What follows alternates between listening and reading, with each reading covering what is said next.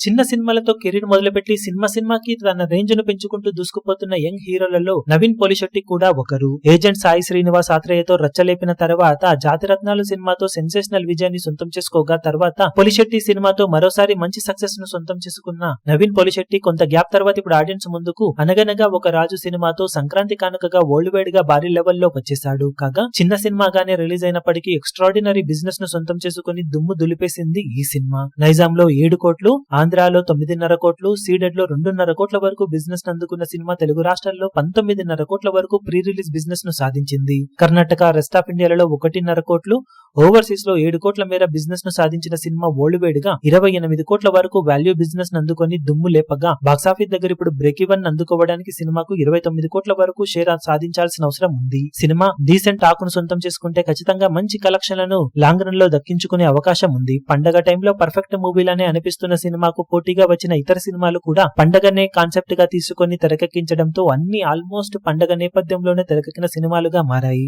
మరి వాటన్నింటినీ తట్టుకొని 29 కోట్ల వాల్యూ బిజినెస్ ను ఈ సినిమా ఇంతవరకు రికవరీ చేయగలుగుతుందనేది ఇప్పుడు ఆసక్తికరం. కానీ నవీన్ పోలిశెట్టి మంచి ఫామ్ తోనే ఉండటం, పండగకు మంచి బజ్ నడుమనే ఈ సినిమా రిలీజ్ అవుతూ ఉండటంతో ఏమాత్రం టాక్ బాగున్నా ఖచ్చితంగా టార్గెట్ అందుకునే అవకాశాలు ఉంటాయి. ఈ వీడియో మీకు నచ్చినట్లయితే లైక్ చేయండి, షేర్ చేయండి, ఛానల్ ను సబ్స్క్రైబ్ చేయడం మాత్రం మరవకండి. ఏ చిన్న అప్డేట్ ను మిస్ అవ్వకూడదు అనుకుంటే బెల్ ఐకాన్ ను ప్రెస్ చేయండి.